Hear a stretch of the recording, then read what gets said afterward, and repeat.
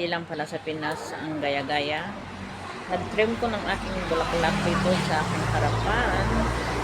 Ayun, ang lola, pinupitan din niya ang kanyang bulaklak.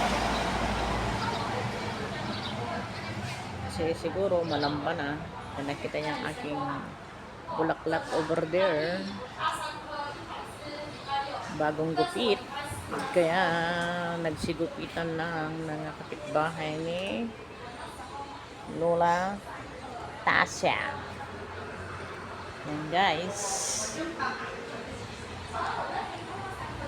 Dito ako madalas magtambay.